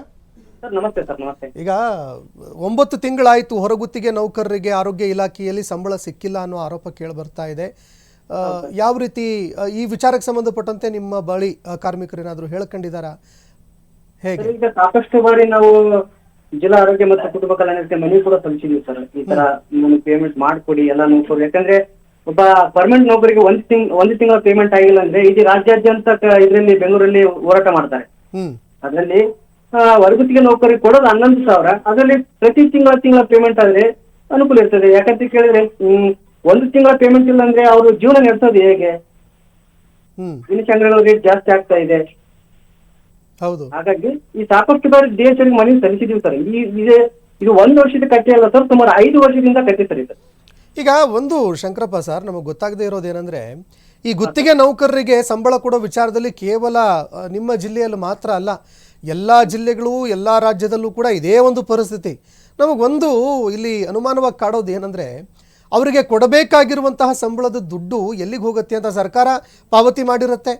ಆದರೆ ಯಾರು ನ್ಯಾಯವಾಗಿ ದುಡಿದಿರ್ತಾರೆ ಅಂಥ ಕಾರ್ಮಿಕರ ಖಾತೆಗೆ ದುಡ್ಡೇ ಹೋಗಲ್ಲ. ಏನಾಗುತ್ತೆ ಈ ನಡುವೆ? ಯಾಕೆ ಈ ರೀತಿ ಸಮಸ್ಯೆಗಳು ಬರ್ತಾ ಇದ್ದಾವೆ ಈ ಗುತ್ತಿಗೆ ನೌಕರರ ಒಂದು ಸಂಬಳ ವಿಚಾರದಲ್ಲಿ? ಸರ್, ಏಜೆನ್ಸಿಗಳು ಮತ್ತು ಅಧಿಕಾರಿಗಳ ನಡುವೆ ಏನೋ ಒಪ್ಪಂದ ಐತೆ ಗೊತ್ತಿಲ್ಲ. ಅದರಲ್ಲಿ ಏಜೆನ್ಸಿ ಅಂತಕ್ಕಂಥದನ್ನ ಸರ್ಕಾರ ಮುಕ್ತ ಮಾಡ್ಬೇಕು. ಯಾಕಂತ ಕೇಳಿದ್ರೆ ಪ್ರತಿ ತಿಂಗಳು ಈಗ ಖಾಲಿ ಇರ್ತಕ್ಕಂಥ ಉದ್ಯೋಗಗಳಿಗೆ ನಮಗೆ ಭರ್ತಿ ಮಾಡಿರ್ತಾರೆ. ಹಾಗಾಗಿ ಸರ್ಕಾರದಿಂದ ಏನು ಬಜೆಟ್ ಮಂಡನೆ ಆಗಿರ್ತದ ಆ ವೇತನ ಎಲ್ಲಾ ನೌಕರಿಗೆ ಸಲ್ಲಿಸಬೇಕು. ಆದ್ರೆ ಯಾವ ನೌಕರಿಗೆ ತಲುಪ್ತಾ ಇಲ್ಲ ಸರ್. ದಯವಿಟ್ಟು ಇದನ್ನ ಏನೋ ಮಾಧ್ಯಮ ಮುಖಾಂತರ ಮನವಿ ಮಾಡ್ಕೊಂತೀವಿ, ದಯವಿಟ್ಟು ಇದು ಯಾಕಂತ ಕೇಳಿದ್ರೆ ಬಹಳ ನೌಕರು ಸಫರ್ ಆಗ್ತಾ ಇದ್ದಾರೆ. ಯಾಕಂದ್ರೆ ಅಧಿಕಾರಿಗಳ ಜೊತೆ ಮತ್ತು ಏಜೆಂಟ್ಗಳ ನಡುವೆ ಏನು ವಿಷಯ ಆಗಿದೆ ಗೊತ್ತಿಲ್ಲ. ಹಾಗಾಗಿ ದಯವಿಟ್ಟು ಇದನ್ನ ನೇರ ನಾವೇನು ಕೇಳ್ತಾ ಇಲ್ಲ ಸರ್, ಸರ್ಕಾರಕ್ಕೆ ನೇರ ವೇತನ ಕೊಡಿ. ನಾವು ಕಾಯಂ ಮಾಡಂತ ಎಂದು ಕೇಳ್ತಾ ಇಲ್ಲ, ನೇರ ವೇತನ. ಸರ್ಕಾರದಿಂದ ಏನ ಒಬ್ಬ ನೌಕರಿಗೆ ಎಷ್ಟು 21,000 ಬಿಲ್ ಮಾಡ್ತಾರೆ, ಅದ 21,000 ನೇರವಾಗಿ ನೌಕರಿಗೆ ಕೊಡ್ರಿ ಅಂತ ನಾವು ಕೇಳ್ತಾ ಇದ್ದೀವಿ. ಹಾಗಾಗಿ ಈಗ ಎಚ್ ಕೆ ಪಾಟೀಲ್ ಸರ್ ಅವರು 2028 ಅನ್ನರದಾಗ ಹೊರಗುತ್ತಿಗೆ ಪದ್ಧತಿ ತೆಗೆದಾಕ್ತಿವಿ ಅಂತ ಹೇಳಿದ್ದಾರೆ ಸರ್. ಅದ್ ನೆಕ್ಸ್ಟ್ ಸರ್ಕಾರ ಬರುತ್ತೆ, ಅವರ ಸರ್ಕಾರ ಮುಕ್ತಾಯ ಆಗುತ್ತೆ, ಅಲ್ಲೇ ಮತ್ತೆ ಸ್ಟಾಪ್ ಮಾಡ್ತಾರೆ ಅದನ್ನಷ್ಟೇ. ಆದ್ರೆ ಆ ಕೆಲಸನ ಹೀಗೆ ಮಾಡಿಬಿಟ್ರಾಯ್ತಲ್ಲ, 2028ಕ್ಕೆ ನಾವು ಮುಕ್ತ ಮಾಡ್ತೀವಿ ಅಂತ ಹೇಳ್ತಾರೆ, ಆ ಕೆಲಸನ ಹೀಗೆ ಮಾಡಿಬಿಟ್ರಾಯ್ತಲ್ಲ. ಈಗಾಗಲೇ ಸುಮಾರು ಕ್ಯಾಬಿನೆಟ್ ಮೀಟಿಂಗ್ ಆಗಿದ್ದಾವೆ, ಕಾರ್ಮಿಕ ಸಚಿವರು ಕೂಡ ಮಾತಾಡಿದ್ದಾರೆ. ಒಟ್ಟು ಕಾರ್ಮಿಕ 1947 ಕಾಯ್ದೆ ಏನ್ ಹೇಳ್ತದ, ಪ್ರತಿ ತಿಂಗಳ ವೇತನ ಕೊಡ್ಬೇಕಂತ ಕಾಯ್ದೆ ಹೇಳ್ತದೆ. ಹೌದಾ? ಆ ಕಾಯ್ದೆ ಪ್ರಕಾರ ಯಾರು ಕೊಡ್ತಾ ಇಲ್ಲ. ಟೆಂಡರ್ ಹಾಕ್ಬೇಕಾದ್ರೆ ಅವು ಏನೇನ ಷರತ್ತುಗಳು ಇರ್ತವೆ ಅದನ್ನೆಲ್ಲ ನೋಡ್ಬಿಟ್ಟು ಟೆಂಡರ್ ಮಾಡ್ಬೇಕು. ಹೌದಲ್ಲ? ಪ್ರತಿ ತಿಂಗಳು ವೇತನ ಮಾಡ್ಬೇಕು, ESI PF ಕಟ್ಬೇಕು, ಗ್ರಾಜ್ಯುಟಿ ಕೊಡ್ಬೇಕು, ಇವೆಲ್ಲ ಇದಾವೆ. ಯಾರು ಪಾಲನೆ ಮಾಡ್ತಾ ಇದಿಲ್ಲ ಸರಿಯಾಗಿ. ಇದು ಸುಮಾರು 5 ತಿಂಗಳಿಂದ ರಾಯಚೂರು ಜಿಲ್ಲೆ. ಸರ್, ಒಂದು ನಿಮಿಷ ಶಂಕರಪ್ಪ ಸರ್, ಈಗ ನಮ್ಮ ಜೊತೆಗೆ ಹೊರಗುತ್ತಿಗೆ ನೌಕರರ ಸಂಘದ ಮಾನಸಯ್ಯ ಸರ್ ಅವರು ಕೂಡ ಫೋನ್ ಸಂಪರ್ಕದಲ್ಲಿ ಜಾಯ್ನ್ ಆಗಿದ್ದಾರೆ. ಮಾನಸಯ್ಯ ಸರ್, ನಮಸ್ಕಾರ. ನಮಸ್ಕಾರ. ಈಗ ಕಾರ್ಮಿಕರಿಗೆ ಸಂಬಳ ಸರಿಯಾಗಿ ಸಿಗ್ತಾ ಇಲ್ಲ, ನಿರಂತರವಾಗಿ ಹೋರಾಟವನ್ನು ಕೂಡ ಮಾಡ್ತಾ ಬರ್ತೀರಿ, ಆದ್ರೂ ಕೂಡ ಈ ಸಮಸ್ಯೆ ಬಗೆಹರಿಯೋದಿಲ್ಲ, ಏನ್ ಹೇಳ್ತೀರಿ ಈ ಬಗ್ಗೆ ಅಂತ? ಸೊ ಇದು ನೋಡಿ ಏನಾಗಿದೆ ಅಂದ್ರೆ ಆಕ್ಚುಲಿ ಅಧಿಕಾರಿಗಳಿಗೆ ಮತ್ತೆ ಸರ್ಕಾರಕ್ಕೆ ಈ ವಿಷಯ ಗೊತ್ತಿದ್ದು ಈ ಸಮಸ್ಯೆಯನ್ನ ಜೀವಂತವಾಗಿ ಇಡ್ತಾ ಇದ್ದಾರೆ ಅಂತ. ಅದು ಅವರಿಗೆ ದಂಧೆಯಾಗಿ ಮಾರ್ಪಾಟಾಗಿದೆ ಅಂತ. ನಮಗಿದು ದುಡಿಯುವಂತ ಕಾರ್ಮಿಕರಿಗೆ ಇದು ಪ್ರಾಣ ಸಂಕಟ ಆಗಿ ಸಂಸಾರ ನಿರ್ವಹಿಸ್ಲಿಕ್ಕೆ ಆಗ್ತಿಲ್ಲ, ತಿಂಗಳ ಸ್ಯಾಲ್ರಿ ಸಿಗ್ತಿಲ್ಲ, 9 ತಿಂಗಳ ಸ್ಯಾಲ್ರಿ ಇಲ್ಲ, ಅದ್ರ ಜೊತೆಗೆ ಸೋಷಿಯಲ್ ಸೆಕ್ಯೂರಿಟಿ ಬೆನಿಫಿಟ್ ನಲ್ಲಿ ಪ್ರಾವಿಡೆಂಟ್ ಫಂಡ್, ESI ಇದು ಯಾವುದು ಸಿಗ್ತಿಲ್ಲ. ಇದೆಲ್ಲ ಅವ್ರಿಗೆ ಗೊತ್ತಿದ್ರು ಅದು ಅಲಕ್ಷ್ಯ ಅಥವಾ ನಿರ್ಲಕ್ಷ್ಯ ಅಂತಲ್ಲ, ಅದು ಅವರಿಗೆ ದಂಧೆ ಆಗಿದೆ ಅನ್ನೋದು ನನ್ನ ಸ್ಪಷ್ಟವಾದ ಅಭಿಪ್ರಾಯ. ಇಲ್ಲಿ ಜನಪ್ರತಿನಿಧಿಗಳು ಮತ್ತು ಜನಪ್ರತಿನಿಧಿಗಳ ಕಡೆಯವರೇ ಗುತ್ತೇದಾರ ಆಗಿರ್ತಾರೆ. ಈಗ ಒಂದು ಏಜೆನ್ಸಿ ಬಂದಿದೆ, popular engineering agency from Ballari ಅಂತ. ಈ ಸಲ ಕಳೆದ ಬಾರಿ ಚೀಫ್ಸ್ ಅಂತ ಇತ್ತು, actually sharp watch investigation agency ಅಂತ ಹೇಳಿ. ಅದು ಎರಡು ಸೆಕ್ಯೂರಿಟಿ ಏಜೆನ್ಸಿಗಳೇ. ಈ ಏಜೆನ್ಸಿಗಳಿಗೆ ಟೆಂಡರ್ನ ಕೊಡೋ ಮುಂಚೆ contract labour abolition and regulation act ಪ್ರಕಾರ ಯಾವ್ಯಾವ ಕಾಯ್ದೆಗಳ ಪಾಲನೆ ಮಾಡ್ಬೇಕಂತಿರ್ತವೆ ಆ ಕುರಿತು ಸ್ಪಷ್ಟವಾದ ಕಂಡೀಷನ್ ಹಾಕಿ ಅಗ್ರಿಮೆಂಟ್ ಮಾಡ್ಕೊಂಡು ಟೆಂಡರ್ ಕೊಡಬೇಕಾಗತ್ತೆ. ಆರಂಭದಲ್ಲಿ ಇದು ಅಳಿ ತಪ್ಪುತ್ತದೆ, ಆರಂಭದಲ್ಲಿ ಇದೊಂದು ಲಾಭಿಯಾಗಿ ನಡೀತದೆ ವಿನ ಪ್ರಾಪರ್ ಕಾನೂನು ಪ್ರಕಾರ ಗುತ್ತಿಗೆ ಅಗ್ರಿಮೆಂಟ್ ಆಗೋದಿಲ್ಲ ಅನ್ನೋದು ನನ್ನ ಮೊದಲೇ ಇದು ಅಂತ. ಎರಡನೇದು, ಅದು ಜಾರಿ ಆಗದೆ ಹೋದಾಗ ಜಾರಿ ಆಗಿದೆ ಇಲ್ಲ, ಪ್ರತಿ ತಿಂಗಳು ಸ್ಯಾಲ್ರಿ ಆಗ್ತದೆ ಇಲ್ಲ, PF ESI ಅಪ್ಡೇಟ್ ಆಗ್ತದೆ ಇಲ್ಲ, ಸರ್ಕಾರ ಕೊಟ್ಟ ಬಿಲ್ಗಳು ಕಾರ್ಮಿಕರಿಗೆ ಮುಟ್ತಾವ ಇಲ್ಲ ಅಂತೇಳಿ ಇನ್ಸ್ಪೆಕ್ಷನ್ ಮಾಡ್ಲಿಕ್ಕೆ ಉಸ್ತುವಾರಿ ಮಾಡ್ಲಿಕ್ಕೆ ಯಾವ ಅಧಿಕಾರಿಗಳು ಇದನ್ನ ಕಾಳಜಿ ವಹಿಸಿರಲಿಲ್ಲ. ಯಾಕಂದ್ರೆ ಇದರಲ್ಲಿ ಅಧಿಕಾರಿಗಳು ಪಾಲುದಾರರೇ, ಕೇವಲ ಅಧಿಕಾರಿಗಳು ಪಾಲುದಾರರೇ. ಫಾರ್ ಎಕ್ಸಾಂಪಲ್ ಕಳೆದ ವರ್ಷ 2025ರಲ್ಲಿ 5 ತಿಂಗಳು ಅಕ್ರಮವಾಗಿ ಇವ್ರನ್ನ ರಿಲೀವ್ ಅಂತ ತೋರಿಸಿದ್ದಾರೆ. ಇವ್ರು ರಿಲೀವ್ ಆದ್ರೆ ಆಕ್ಚುಲಿ ಎಲ್ಲ ಪ್ರಾಥಮಿಕ ಆರೋಗ್ಯ ಕೇಂದ್ರಗಳು ಮತ್ತೆ ಪ್ರಾಥಮಿಕ ಸಮುದಾಯ ಆರೋಗ್ಯ ಕೇಂದ್ರಗಳು ಬಂದ್ ಮಾಡ್ಬೇಕಾಗುತ್ತೆ, ಲಾಕ್ ಆಗಬೇಕಾಗುತ್ತೆ. ಬಟ್ ಆಸ್ಪತ್ರೆಗಳು 24x7 ಆಸ್ಪತ್ರೆ, ಪೊಲೀಸ್ ಸ್ಟೇಷನ್, ಫೈರ್ ಸ್ಟೇಷನ್ ಇವೆಲ್ಲ. ಮತ್ತೆ ಇವ್ರನ್ನ 228 ಜನರನ್ನ 5 ತಿಂಗಳ ರಿಲೀವ್ ಅಂತ ತೋರಿಸಿ ಪೇಪರ್ ಅಲ್ಲಿ ತೋರಿಸಿದ್ದಾರೆ. 5 ತಿಂಗಳ ಪೇಪರ್ ಅಮೌಂಟ್ ಡ್ರಾ ಮಾಡಿದ್ದಾರೆ. ಇದು ಕೂಲಿ ಕಳ್ಳತನ ಅಂತ ನಾವ್ ಹೇಳೋದು ನಮ್ಮ ಸಂಘದಿಂದ. ಕೂಲಿ ಕಳ್ಳತನ, ಅತಿ ದೊಡ್ಡ ಕೂಲಿ ಕಳ್ಳತನ ಸರ್ಕಾರಿ ಇಲಾಖೆಯಲ್ಲಿ ಆಗ್ತಿದೆ. ಅದಕ್ಕೆ ಹೇಳಿ ಮಾಡಿಸಿದ ಇಲಾಖೆ ಅಂದ್ರೆ ಆಕ್ಚುಲಿ ಆರೋಗ್ಯ ಇಲಾಖೆ ಅನ್ನೋದು ನಮ್ಮ ಇದು ಅಂತ. ಈಗ ಈ ಗುಲಾಮಿ ಪದ್ಧತಿಯಿಂದ ಹೇಗೆ ಸರ್ ಹೊರಗೆ ತರೋದು? ಯಾರು ಈ ಜಿಡ್ಡಿ ಹಿಡಿದಿರುವಂತಹ ವ್ಯವಸ್ಥೆಯಲ್ಲಿ ಕರಪ್ಟ್ ಆಗಿ ಕೂತಿದ್ದಾರೆ, ಎಲ್ಲರೂ ಕೂಡ ಈ ಕಾರ್ಮಿಕರಿಗೆ ಹೋಗ್ಬೇಕಾಗಿರುವಂತಹ ದುಡ್ಡಲ್ಲಿ ಮೋಜು ಮಾಡ್ತಾ ಇದ್ದಾರೆ, ಇಂಥವ್ರಿಗೆ ಕಡಿವಾಣ ಹೇಗೆ ಹಾಕೋದು ಅಂತ? ಎರಡು ಕಡೆ ಕೆಲಸ ಆಗ್ಬೇಕು. ಮೊದಲನೇದಾಗಿ ಯಾರು ದುಡಿತಾ ಇದಾರೋ ಕಾರ್ಮಿಕರಾಗಿ ಅವರು ಜಾಗೃತರಾಗಬೇಕು ಅಂದ್ರೆ.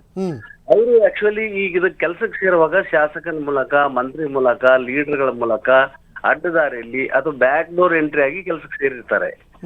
ನೀವು ಸೇರುವಾಗನೇ ಒಂದು ಕಂಡೀಷನ್ ಇರ್ತದೆ, ಆರಂಭದಲ್ಲಿ ನೀವು ಜಾಸ್ತಿ ಸಂಬಳ ಕೇಳಬಾರ್ದು, ಕೊಟ್ಟಷ್ಟು ತಗೊಳ್ಬೇಕು, ಸಾಧ್ಯವಾದ್ರೆ 6 ತಿಂಗಳು ಫ್ರೀ ದುಡಿಬೇಕು. ಈ ತರ ಎಲ್ಲ ಅಕ್ರಮ ಕಂಡೀಷನ್ ಹಾಕಿ ಈ ಕಾರ್ಮಿಕರನ್ನ ಕೆಲಸಕ್ಕೆ ಕಳಿಸಿರ್ತಾರೆ. ಕಾರ್ಮಿಕರು ಆರಂಭದಲ್ಲಿ ಹೋಗ್ತಾರೆ ಅಂದ್ರೆ ನಿರುದ್ಯೋಗ ಬೇರೆ, ಎಲ್ಲಿ ಕೆಲಸ ಇಲ್ಲ, ಇವತ್ತಿಲ್ಲ ನಾಳೆ ಕೆಲಸ ಆಗತ್ತೆ, ಅದು ಜಾಸ್ತಿ ಆಗ್ಬೋದು ಸಂಬಳ ಅಂತ ಹೇಳ್ಬಿಟ್ಟು ಈ ದುಡಿತಕ್ಕಂತ ವರ್ಕರ್ಸ್ ಏನು ಲಿಬರಲ್ ಆಗಿ ಅಥವಾ ಒಂಥರ ಇವ್ರನ್ನೇ ಒಂದು ಗುಲಾಮಿ ಮನಸ್ಥಿತಿನ ಕೂಡ ಅವ್ರು ಬೆಳೆಸಿಬಿಟ್ಟಿರ್ತಾರೆ. ಫಸ್ಟ್ ಜಾಗೃತಿ ಆಗಬೇಕಾಗಿದ್ದು ಕಾರ್ಮಿಕರ ನಡುವೆ ಇದು ನನಗೆ ಅನ್ಯಾಯ ಆಗ್ತಿದೆ, ಅನ್ಫೇರ್ ಲೇಬರ್ ಪ್ರಾಕ್ಟೀಸ್, ನಾನು ಏನ್ ದುಡಿತಾ ಇದ್ದೀನಿ ಇದಕ್ಕೆ ನ್ಯಾಯಯುತವಾಗಿ ಸಿಗಬೇಕಾದ ವೇತನ ನನಗೆ ಸಿಗ್ತಿಲ್ಲ ಅಂದ್ರೆ ನಾನು ಪ್ರಶ್ನೆ ಮಾಡ್ಬೇಕಂದ್ರೆ ಸಂಘಟಿತ ಪ್ರಯತ್ನ ಮಾಡಬೇಕು ಅಂತೇಳಿ. ಸೊ ಎಚ್ಚರಿಕೆ ಮತ್ತು ಸಂಘಟಿತ ಹೋರಾಟ ಕಾರ್ಮಿಕರ ನಡುವೆ ಒಂದು ಕಡೆ ಬೇಕಾಗಿದೆ. ಎರಡು ಕಡೆ ಕಾರ್ಮಿಕ ಇಲಾಖೆ ಅಂತಿದೆ. ಕಾರ್ಮಿಕ ಇಲಾಖೆ ಕೆಲಸ ಏನು? ಆಕ್ಚುಲಿ ಗುತ್ತೇದಾರರು ಸರ್ಕಾರದವರು ಈ ರೀತಿ ಸಂಬಳ ವಂಚನೆ ಮಾಡ್ತಿರ್ಬೇಕಾದ್ರೆ, ಕಳ್ಳತನ ಮಾಡ್ತಿರ್ಬೇಕಾದ್ರೆ, ಕೋಟ್ಯಾಂತರ ರೂಪಾಯಿ ಲೂಟಿ ಮಾಡ್ತಿರ್ಬೇಕಾದ್ರೆ ಈ ಕಾರ್ಮಿಕ ಕಾಯ್ದೆಗಳ ಅನುಷ್ಠಾನ ಆಗ್ತಾ ಇದೆಯಾ ಇಲ್ಲ ಅಂತ ನೋಡೋ ಸಲುವಾಗಿ ಕಾರ್ಮಿಕ ಇಲಾಖೆ ಇರೋದು, ಇನ್ಸ್ಪೆಕ್ಷನ್ ಮಾಡೋ ಸಲುವಾಗಿ ಲೇಬರ್ ಇನ್ಸ್ಪೆಕ್ಟರ್ಗಳು ಇರೋದು. ಪ್ರತಿ 6 ತಿಂಗಳಿಗೊಂದ್ಸಲ ಈ ಒಂದು ಪೇಮೆಂಟ್ಗಳು ಪ್ರಾಪರ್ ಆಗಿ ಆಗ್ತಿದೆಯಿಲ್ಲ ಅಂತ ನೋಡೋ ಸಲುವಾಗಿನೇ ರಿಟರ್ನ್ಸ್ ತಗೊಂಡು ವೆರಿಫೈ ಮಾಡೋ ಸಲುವಾಗಿ ಅಸಿಸ್ಟೆಂಟ್ ಲೇಬರ್ ಕಮಿಷನರ್ ಇರೋದು. ಈ ಇಲಾಖೆ ಆಕ್ಚುಲಿ ಸ್ಥಗಿತ ಮಿನಿಸ್ಟರ್ ಬಹಳ ಹೆಚ್ಚಾಗಿದ್ದಾರೆ ಸಂತೋಷ್ ಗಾಡ್ ಅವರು. ಮತ್ತು ಇಲಾಖೆಯಲ್ಲಿ 90% ಅಧಿಕಾರಿಗಳು ಈ ಕಡೆ ಒಳ್ಳೆ ನೋಡೋದಿಲ್ಲ. ಇಲ್ಲಿ 2 ಕಡೆ ಆಗಿದೆ. ಮೂರನೇದಾಗಿ ನಾಗರಿಕ ಸಮಾಜ ಕೂಡ ಸ್ವಲ್ಪ ಯೋಚನೆ ಮಾಡಬೇಕಾಗಿದೆ. ಎಲ್ಲ ಇಲಾಖೆಯಲ್ಲಿ ಹೊರಗುತ್ತಿಯವರು ಇದ್ದಾರೆ. ಎಲ್ಲ ಇಲಾಖೆಯಲ್ಲಿ ಸೇರಿ 70% ಹೊರಗುತ್ತಿಯವರು ಇಟ್ಕೊಂಡೆ ಇವರು ಸರ್ಕಾರ ನಡೆಸ್ತಾ ಇದ್ದಾರೆ. ಸರ್ಕಾರ ಮಟ್ಟದಲ್ಲಿ ಇದು ಚರ್ಚೆ ಆಗೋ ರೀತಿಯಲ್ಲಿ ಪಾರ್ಟಿಗಳು, ಸಂಘ ಸಂಸ್ಥೆಗಳು ಇದರ ಬಗ್ಗೆ ಮಾತಾಡಬೇಕಾಗಿದೆ ಅಂತ ನನಗೆ ಅನಿಸ್ತಿದ್ದೀನಿ. ಈಗ ಸಂಬಳ ಆಗದೆ ಇದ್ರೆ ಮುಂದೆ ಯಾವ ರೀತಿ ಹೋರಾಟಕ್ಕೆ ಮುಂದಾಗ್ತಾರೆ ಸರ್ ಇದಕ್ಕೆ? ಈಗ ನಾವು ಸಂಬಳ DHO ಮೂಲಕ ಮಾಡಬೇಕು. ಅವ್ರಿಗೆ ಕೇಳಿದ್ರು ಸಂಬಳ ಕೊಡ್ಲಿಕ್ಕೆ ಅವ್ರು ನೇಮನೇಷನ್ ಅನ್ನೋದ್ರ ಬದಲಾಗಿ ರೆಸ್ಪಾನ್ಸಿಬಿಲಿಟಿ ತೋರಿಸ್ತಾ ಹೋಗಿದ್ರಿಂದ ಅವರ ಹೈಯರ್ ಅಥಾರಿಟಿ ಅಂದ್ರೆ ಜಿಲ್ಲಾ ಪಂಚಾಯತಿ ಮುಖ್ಯ ಕಾರ್ಯನಿರ್ವಾಹಕ ಅಧಿಕಾರಿ ಅವ್ರಿಗೆ ಭೇಟಿಯಾಗಿ ಪಿಟಿಷನ್ ಫೈಲ್ ಮಾಡಿದೀವಿ. ಇದರ violation of actually payment of wages act, contract labour act ಆಗಿದೆ ಸರ್, ಇಮಿಡಿಯೇಟ್ಲಿ ಸಂಬಳ ಪಾವತಿ ಮಾಡಿಸಿ ನ್ಯಾಯ ಕೊಡಿ ಅಂತ. ಅವರು ಒಂದು ವಾರದಲ್ಲಿ ಅಥವಾ 4 ದಿವಸದಲ್ಲಿ ಇದನ್ನು ಸರಿಪಡಿಸ್ತೀನಿ ಅಂದ್ರೆ ಪೇಮೆಂಟ್ ಮಾಡಿಸ್ತೀನಿ ಅಂತ ಅವ್ರು ಹೇಳಿದ್ದಾರೆ. ಅವರು ಇದನ್ನು ಮಾಡದೆ ಹೋದ್ರೆ, ಸಂಬಳ ಕೊಡಿಸುವಂತ ವ್ಯವಸ್ಥೆ ಮಾಡದೆ ಹೋದ್ರೆ ಇಮಿಡಿಯೇಟ್ಲಿ ಅಸಿಸ್ಟೆಂಟ್ ಲೇಬರ್ ಕಮಿಷನರ್ ಮುಂದೆ ಆಕ್ಚುಲಿ ಕೇಸ್ ಫೈಲ್ ಮಾಡ್ತೀವಿ. ಯಾರ ವಿರುದ್ಧ? ವಿಚಾರಕ್ಕೆ ಸಂಬಂಧ ಒಂದು ನಿಮಿಷ ಸರ್. ಈಗ ಈ ಬಗ್ಗೆ ಮಾತನಾಡೋದಕ್ಕೆ ಶಾಸಕರಾಗಿರುವಂತಹ ಶಿವರಾಜ್ ಪಾಟೀಲ್ ಸರ್ ಅವರು ಫೋನ್ ಸಂಪರ್ಕದಲ್ಲಿ ಜಾಯ್ನ್ ಆಗಿದ್ದಾರೆ. ಸರ್ ನಮಸ್ಕಾರ. ನಮಸ್ತೆ. ನಾನು ಈಗ ಈ ವಿಷಯದ ಬಗ್ಗೆ ಕನಿಷ್ಠ ಒಂದು 20 ಸಾರಿ ನಮ್ಮ DHO ಅವರಿಗೆ ಮಾತನಾಡಿದ್ದೇನೆ, ಕಮಿಷನರ್ಗೂ ಮಾತನಾಡಿದ್ದೇನೆ. ಈಗ ಏನಾಗಿದೆ, ಅವರು ಕ್ಯಾಬಿನೆಟ್ ಅಲ್ಲಿ ಏನೋ ಡಿಸಿಷನ್ ಪೆಂಡಿಂಗ್ ಇದೆ, ಔಟ್ಸೋರ್ಸ್ ಮಾಡಿದವ್ರಿಗೆಲ್ಲ ಇದು ಮಾಡಬೇಕು, ಅವ್ರನ್ನೆಲ್ಲ ತೆಗಿಬೇಕು ಅನ್ನೋದೇನೋ ಇದೆ ಅಂತ ಹೇಳಿ ಪೆಂಡಿಂಗ್ ಇದೆ. ಕ್ಯಾಬಿನೆಟ್ ಡಿಸಿಷನ್ ಆಗ್ತಾ ಇಲ್ಲ ಅಂತ ಅವ್ರು ಹೇಳೋದು. ಇಲ್ಲಿ ಏನಾಗಿದೆ, ಅವ್ನ ಕಾಂಟ್ರಾಕ್ಟರ್ ಯಾವನ ಔಟ್ಸೋರ್ಸ್ ಏಜೆನ್ಸಿ ಇರ್ತದ ಅವನಿಗೆ ಪೇಮೆಂಟ್ ಮಾಡಿದ್ದಾರೆ. ಯಾವನೋ ಬೆಂಗಳೂರು ಅವನಿಗೆ ನಾನು ಇವ್ರಿಗೆ ಲಾಸ್ಟ್ ಟೈಮ್ ಕನಿಷ್ಠ ನಾನು ಒಂದು ತಿಂಗಳಿಗೆ ಒಂದು 2-3 ಸಲ ಆದ್ರೂ ಮಾಡ್ತಿರ್ತೀನಿ. ಪ್ರತಿ ಸಾರ್ತಿ ಯಾವುದೇ ಒಂದು ಸಬೂಬ್ ಕೊಡ್ತಾರ. ಈಗ ನನಗೂ ಬಹಳ ಬೇಜಾರಾಗಿದೆ. ನಾನು ಲಾಸ್ಟ್ ಟೈಮ್ ಸೆಷನ್ನಾಗೂ ಅದ್ರ ಆ ವಿಷಯದ ಬಗ್ಗೆ ಮಾತನಾಡಿದ್ದೆ. ಈ ಔಟ್ಸೋರ್ಸ್ ವಿಷಯಕ್ಕೆ ಸಂಬಂಧಪಟ್ಟಂತೆ ಈ ಸರ್ಕಾರದಲ್ಲಿರುವಂತ ಗೊಂದಲ, ಅದು ಅಧಿಕಾರಿಗಳ ಮಟ್ಟದಲ್ಲಿರ್ಬೋದು, ಸರ್ಕಾರದ ಮಟ್ಟದಲ್ಲಿರ್ಬೋದು, ಬೇಗ ಬಗೆಹರಿಸ್ಬೇಕು. ಇಲ್ಲಾಂದ್ರೆ ಏನಾಗ್ತದ, ನಡುವೆ ಆ ಏಜೆನ್ಸಿಯವ್ರ ಲಾಭ ಊಟ ಹಾಸ್ಕೊಂಡು ಈ ಕೆಲಸ ಮಾಡೋರು ಯಾರು ಊರವ್ರು ಇರ್ತಾರೆ, ನಮ್ಮ ಊರವ್ರೇ ಇರ್ತಾರೆ. ಆದ್ರೆ ತಗೊಂಡ ಏಜೆನ್ಸಿ ಅವ್ರು ಯಾರು ಇರ್ತಾರೆ, ಬೇರೆ ಕಡೆ ಇರೋರು ಇರ್ತಾರೆ. ಈ ಜನಕ್ಕೆ ಕೊಟ್ಟು ಸರ್ಕಾರದಲ್ಲಿದೆ, ಕ್ಯಾಬಿನೆಟ್ ನಲ್ಲಿದೆ ರೊಕ್ಕ ಊಟ ಹಾಸ್ಕೊಂಡು ಈ ರೀತಿಯ ಗೊಂದಲಗಳು ಬೇಗ ಬಗೆಹರಿಸ್ಬೇಕಂತೇಳಿ ನಾನು ಸರ್ಕಾರಕ್ಕೆ ಒತ್ತಾಯ ಮಾಡ್ತೇನೆ. ನಾನು DHO ಅವ್ರಿಗೂ ಲಾಸ್ಟ್ ಟೈಮ್ ನಾನು ವಾರ್ನಿಂಗ್ ಮಾಡಿದ್ದೆ. ನೋಡ್ರಿ, ಪೇಮೆಂಟ್ ಸರಿಗೆ ಮಾಡ್ಲಿಲ್ಲ ಅಂದ್ರೆ ನಾನೇ ಧರಣಿ ಕೂತ್ಕೋಬೇಕಾಗ್ತದೆ, ಇದು ಬಹಳ ಗಂಭೀರ ವಿಷಯ ಅಂತ ಹೇಳಿ ನಮ್ಮ CO ಅವ್ರ ಗಮನಕ್ಕೂ ತಂದಿನಿ ನಾನು ಇದ್ರ ವಿಷಯ. ಈಗ ನಾನು ನಾಳೆ ಸೋಮವಾರ ಮಂಗಳವಾರ ನೋಡ್ತೀನಿ, ಇನ್ನೊಂದ್ಸರಿ ಮೀಟಿಂಗ್ ಮಾಡ್ತೀನಿ. ಮತ್ತೆ ಇವ್ರು ಏನನ್ನ ಸೆಟರೇಟ್ ಮಾಡಿಲ್ಲ ಅಂದ್ರೆ ಆ ಜನ ಎಷ್ಟು 9 ತಿಂಗಳಾಯ್ತು ಬಂದಿಲ್ಲ. ಈಗ ಸರ್ ನಾವು CEO ಅವ್ರಿಗೆ ಕರೆ ಮಾಡಿದ್ವಿ ಇದೇ ವಿಚಾರಕ್ಕೆ ಸಂಬಂಧಪಟ್ಟಂತೆ, ಕುಮಾರ್ ಖಾಂದು ಅವರಿಗೆ.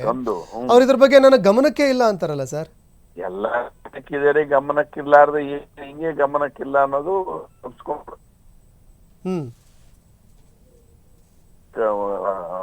ಕ್ಷಣ ತಪ್ಪಿದ್ರೆ ಜೀವ ಉಳಿತದಂತಾರಲ್ಲ, ಹಂಗ ಇವರು.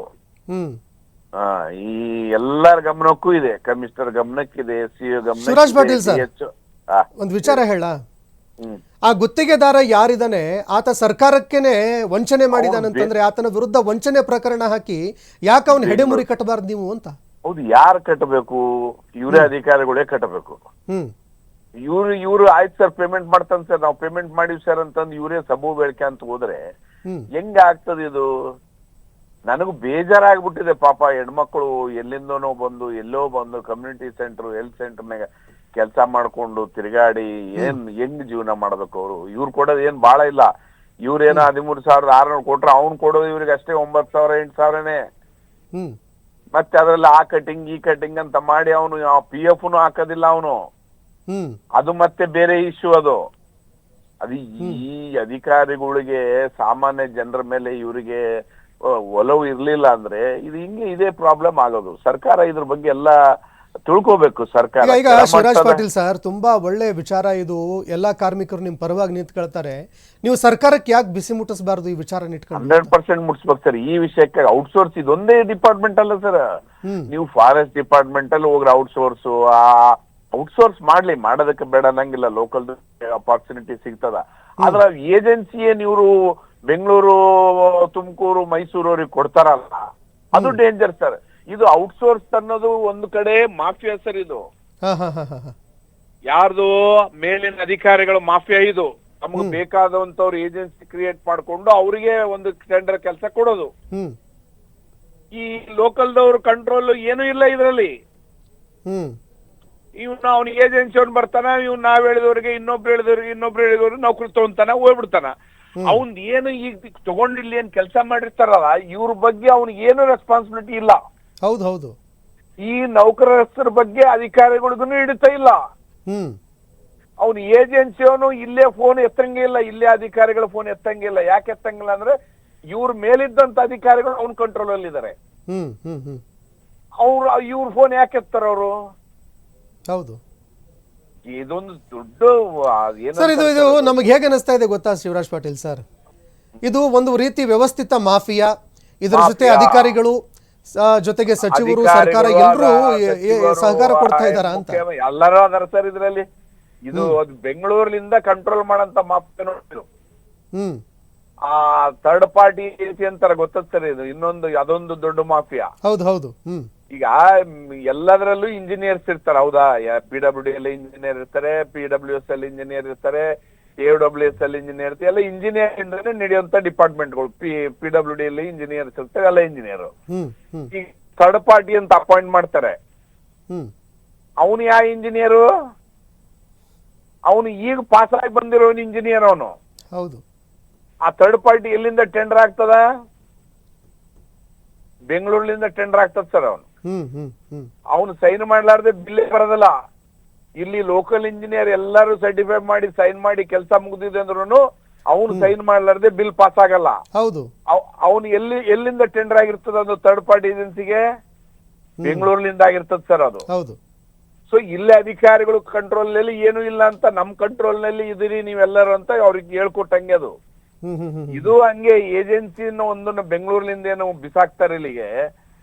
ಇಲ್ಲಿ ಲೋಕಲ್ದವ್ರನ್ನ ಕೆಲ್ಸಕ್ಕೆ ಬಿಟ್ಟು ಆ ಲೋಕಲ್ದವ್ರ ಮೇಲೆ ಇವ್ರಿಗೂ ಕಂಟ್ರೋಲ್ ಇಲ್ಲ, ಆ ಮೇಲಿನವ್ರಿಗೂ ಕಂಟ್ರೋಲ್ ಇಲ್ಲ. ಆ ಏಜೆನ್ಸಿ ಅವನ ಕೈಯಲ್ಲಿ ಮೇಲಿನ ಅಧಿಕಾರಿಗಳು. ಇವೆಲ್ಲ ಈಗ ಈ ವಿಚಾರಕ್ಕೆ ಸಂಬಂಧಪಟ್ಟಂತೆ ಯಾರು ಕಾರ್ಮಿಕರಿದ್ದಾರೆ ಅವರ ಪರವಾಗಿ ಧ್ವನಿಯಾಗಿ ನಿಲ್ಲಿ ಸರ್ ನೀವು. ಒಂದ್ ನಿಮಿಷ ನಮ್ DHO ತಗೊಳ್ಳೆ ಸರ್ ಕನೆಕ್ಷನ್. ಎಷ್ಟ್ ಸರ್ ಮಾತಾಡಿದೀನಿ ನಿಮ್ಗೆ ಕೇಳ್ಕೊಡ್ರಿ. ನನಗೂ ತಲೆ ಕೆಟ್ಟಬಿಟ್ಟ ಸರ್. ತಗೊಳ್ಳಿ. ಎಲ್ಲ ನಾನ್ ತಗೊಳೋದ್ ಬೇಡ, ನೀವ್ ತಗೊಂಡು ನನಗೆ. ನಮ್ ಫೋನೇ ರಿಸೀವ್ ಮಾಡಲ್ಲ ಸರ್. ನಾನ್ ನಿಮ್ಗೆ ಮಾತಾಡ್ತೀನಿ ಮತ್ತೆ. ನೋಡಿ ಸರ್, ಅರ್ಧ ಗಂಟೆ ಆಯ್ತು ನಾವು ಕಾಲ್ ಮಾಡ್ತಾ ಇದೀವಿ. ಮೋಸ್ಟ್ಲಿ DHO ಅವರು ಅನಾರೋಗ್ಯದಿಂದ ಏನಾದ್ರು ಡ್ರಿಪ್ಸ್ ಹಾಕೊಂಡು ಏನಾದ್ರು ಮಲಗಿದಾರ ಏನು ಗೊತ್ತಿಲ್ಲ ನಮಗೆ. ಅನಾರೋಗ್ಯ ಇರೋದು ಕೆಳಗೆ ಅವ್ರಿಗೆ ಕೇಳಿದ್ರೆ ನನಗಿದು ಗೊತ್ತೇ ಇಲ್ಲ ಸರ್ ಅಂತ. ಕೆಳಗೇನ್ ಕೆಲಸ ಮಾಡಿರ್ತಾರಲ್ಲ ಸರ್ ಏಜೆನ್ಸಿ ಕೈಯಾಗ, ಅವ್ರಿಗೆ ಅನಾರೋಗ್ಯ ಆಗ್ಬೇಕು. ನಾವೇನ್ ಇವೆಲ್ಲ ಗೊತ್ತದ್ದು ಸುಮ್ನೆ ಇರ್ತವಲ್ಲ, ನಮ್ಗೂ ತಲೆ ಔಟ್ ಆಗ್ಬೇಕು. ಇವ್ರಿಬ್ಬರಿಗೆ ಆಗ್ಬೇಕು, ಅವ್ರಿಗೇನ್ ಆಗಲ್ಲ ಸರ್. ಈ ಊರಿಲ್ಲ ಅಂದ್ರೆ ಇನ್ನೊಂದು ಊರಿಗೆ ಹೋಗ್ತಾರೆ, ಇನ್ನೊಂದು ಊರಿಲ್ಲ ಅಂದ್ರೆ ಇನ್ನೊಂದು ಊರಿಗೆ ಹೋಗ್ತಾರೆ. ನಮಗೆ ಏನ್ ಅನಿಸ್ತಾ ಇದೆ ಗೊತ್ತಾ ಸರ್, ಈ ಏನ್ DHO ಅವರು CEO ಅವರು ಯಾರಿದಾರಲ್ಲ ಎಲ್ರೂ ಇದರಲ್ಲಿ ಶಾಮೀಲ್ ಇದಾರ ಅನ್ನೋ ಅನುಮಾನ ಕಾಡ್ತಾ ಇದೆ ನಮಗೆ. ಮೇಲಿನವ್ರು ಮಾತ್ರ ಇದಾರ ನೋಡ್ರಿ. ನೋಡಿ ಸರ್, ಈಗ DHO ಅವರಿಗೆ ಮತ್ತೆ ನಾವು ಕರೆ ಮಾಡ್ತಾ ಇದೀವಿ ಸರ್, ರಿಸೀವ್ ಮಾಡ್ತಾ ಇಲ್ಲ ಫೋನ್ ಅವರು. ಏನ್ ಮಾಡ್ಬೇಕು ಇವೆಲ್ಲ ಹಿಂಗೆ ಸರ್. ಇವೆಲ್ಲ ಹೇಳ್ಕೊಂತ ಹೋದ್ರೆ ಒಂದ್ 2 ದಿನ ಹೇಳ್ಬೋದು ನೋಡ್ರಿ. ಕಂಟಿನ್ಯೂ 48 ತಾಸು ಕುಂತ ಹೇಳ್ಬೋದು ಈ ಸಿಸ್ಟಮ್ ಹೆಂಗೆ ಕಂಟ್ರೋಲ್ ಮಾಡ್ತಾ ಇದಾರೆ, ಯಾರು ಕಂಟ್ರೋಲ್ ಮಾಡ್ತಾ ಇದಾರೆ ಅಂತ ಹೇಳಿ ಸಿಸ್ಟಮ್ ನ ಅನಲೈಸ್ ಮಾಡ್ಬೇಕು ಸರ್. ತಾವು ನಿಮ್ಮಂತವ್ರು ಈ ಸ್ವಲ್ಪ ಸೊಸೈಟಿ ಬಗ್ಗೆ ಕನಿಕರ ಇರೋರು, ಕೆಳಮಟ್ಟದ ಸಮಾಜದ ಬಗ್ಗೆ ಕನಿಕರ ಇರೋರು ಸಿಸ್ಟಮ್ ನ ತಿಳ್ಕೊಬೇಕು. ಸಿಸ್ಟಮ್ ನ ತಿಳ್ಕೊಂಡು ಸಿಸ್ಟಮ್ ನೋಡಿಬೇಕು ಸರ್. ಹೌದು, ಸುಮ್ನೆ ಯಾವ್ದೋ ಒಂದು ಇಶ್ಯೂ ಇಲ್ಲ ಫ್ರೀಡಮ್ ಟಿವಿ ಇದೇ ಕೆಲಸ ಮಾಡ್ತಾ ಇದೆ ಸರ್. ತುಮಕೂರಲ್ಲಿ ಹಿಂಗಾಯ್ತು, ಬೆಂಗಳೂರಲ್ಲಿ ಹಿಂಗಾಯ್ತು, ಇದ್ರಲ್ಲಿಂದ ಉಪಯೋಗ ಆಗಲ್ಲ. ಹ್ಮ್ ಈ ಸಿಸ್ಟಮ್ ನ ಒಳ್ಳೇದ್ ಮಾಡಿದಾಗ ಇವೆಲ್ಲ ಕಂಟ್ರೋಲಿಗೆ ಬರುತ್ತೆ ಸರ್. ಹೌದು ಹೌದು ಹೌದು ಅದಕ್ಕೆ ಸರ್ ನಾವು ಕೂಡ ವ್ಯವಸ್ಥೆಯನ್ನು ಸುಧಾರಿಸೋದಕ್ಕೆ ಕೆಲಸ ಮಾಡ್ತಾ ಇದೀವಿ ಸರ್ ನಿರಂತರವಾಗಿ. ಇಲ್ಲ ಮಾಡ್ರಿ ಸರ್, ಮಾಡ್ರಿ. ನಾವು ಇನ್ನೂ ನಿಮ್ಗೆ ಬೇಕಾದಷ್ಟು ಇನ್ಫಾರ್ಮೇಶನ್ ಕೊಡ್ತೀನಿ. ಯಾಕಂದ್ರೆ ನಾನು ಮಾಡಿರೋದು ಇದೆ ಅಷ್ಟೇ. ನಮ್ ಕೈಲೇ ಬಂದು ಆ ಪ್ರೆಸ್ ಮೀಟ್ ಮಾಡೋದ್ ಆಗಲ್ಲ. ನಾವು ಅದು ಬಿಟ್ರೆ ನಾವು ಎಲ್ಲಾ ರೀತಿಯಲ್ಲಿ ಹೋರಾಟ ಮಾಡಿವಿ, ಅಧಿಕಾರಿಗಳು ಮಟ್ಟದಲ್ಲಿ ಮಾಡಿದೀವಿ. ಎಲ್ಲ ದಪ್ಪನ್ ಚರ್ಮದವ್ರು ಸರ್. ಅಂಡ್ ಅವ್ರಿಗೆ ಗೊತ್ತು ಇವ್ರು ಏಜ್ ಇರ್ತಾರ, 5 ವರ್ಷ ಇರ್ತಾರಲ್ಲ ಅಂತಾರ ಅವ್ರು. ಅವ್ರಿಗೇನು ಈ ಡಿಪಾರ್ಟ್ಮೆಂಟ್ PWD ಇಲ್ಲ ಅಂದ್ರೆ ಹೆಲ್ತ್ ಹೋಗ್ತಾರೆ, ಹೆಲ್ತ್ ಇಲ್ಲ ಅಂದ್ರೆ ವುಮೆನ್ ಇಂಡಿಗೆ ಹೋಗ್ತಾರೆ, ವುಮೆನ್ ಇಂಡಿ ಇಲ್ಲ ಅಂದ್ರೆ RWS ಹೋಗ್ತಾರೆ. ಬಟ್ ಯಾವ್ದೋ ಬೆಂಗಳೂರಲ್ಲಿ ಒಂದು ಪೋಸ್ಟಿಂಗ್ ಅವ್ರಿಗೆ ಸಿಗ್ತದಲ್ಲ, ಅವ್ರಿಗೆ ಗ್ಯಾರಂಟಿ. ಏನಿಲ್ಲ ಅಂದ್ರೂ ಮನೇಲಿ ಕುಂದಿರ್ಸಿದ್ರು ಆರೋಗ್ಯ ಸುಧಾರಣೆ ಮಾಡಮಪ್ಪ ಅಂತಾರೆ. ಒಂದ್ 3 ವರ್ಷ ಆರಾಮ್ ವಾಕಿಂಗ್ ಡೈಟಿಂಗ್ ಮಾಡ್ಕೊಂತ ಯೋಗ ಮಾಡ್ಕೊಂತ ಆರೋಗ್ಯ ಸುಧಾರಣೆ ಮಾಡ್ತಾರೆ. ನಾವೆಲ್ಲಿಗೆ ಹೋಗ್ಬೇಕು? ನಾವು 5 ವರ್ಷಕ್ಕೊಮ್ಮೆ ಪರೀಕ್ಷೆ ಬರಿಬೇಕು. ಈಗ ಸರ್, ಈಗ ಈ ಸಮಸ್ಯೆನ ಬಗೆಹರಿಸೋದು ಹೇಗೆ ಅಂತ ಸರ್? ಏನಿಲ್ಲ ಸರ್, ಇವರಿಗೆ ಚಡಿನೇ ತಗೋಬೇಕು, ಬೇರೆ ಏನಿಲ್ಲ. ಚಡಿ ತಗೊಂಡ್ಬೇಡ, ಮತ್ತೆ ಅದೇ ದೌರ್ಜನ್ಯ ಅಧಿಕಾರಿಗಳು ತುಂಬಾ ದಪ್ಪ ಚರ್ಮ ಇದೆ. ತುಂಬಾ ಅಂದ್ರೆ ಏನ್ ಸರ್, ಈ ಮಟ್ಟದಲ್ಲಿ ಇಲ್ಲ. ಏನಪ್ಪ ಇವತ್ತು ಟಿವಿಯಾಗ ಬರ್ತದ, ನಾಳೆ ಮರ್ತ್ ಬಿಡ್ತಾರ ಅಂತಾರ. ನಾವಿನ್ನ ಜಾಸ್ತಿ ಏನಾನ ಮಾಡಕ್ ಹೋದ್ರೆ ಅವ್ರವ್ರ ಕ್ಯಾಸ್ಟ್ ಸಂಘದವ್ರನ್ನ ಅವ್ರು ಇವ್ರನ್ನ ಕಳಿಸ್ತಾರ ನಮ್ಮ ಹತ್ರ. ಏನ್ರಿ ನಮ್ಮವನೊಬ್ಬ ನೌಕರಿ ಮಾಡಕತ್ತಾನ, ನಾವ್ ಹೆಂಗ ಜೀವನ ಮಾಡ್ಬೇಕು, ನಮ್ಮವ್ರಿಗೆ ಏನ್ ನೀವ್ ಹಿಂಸೆ ಕೊಡ್ತೀರ ಅಂತಾರೆ. ಜಾಸ್ತಿ ಮಾತಾಡಿದ್ರು. ಈಗ ಕಾರ್ಮಿಕರಿಗೂ ಕುಟುಂಬ ಇದೆಯಲ್ಲ ಸರ್, ಅವ್ರಿಗೆ ಎಲ್ಲಿಗೆ ಹೋಗ್ಬೇಕು?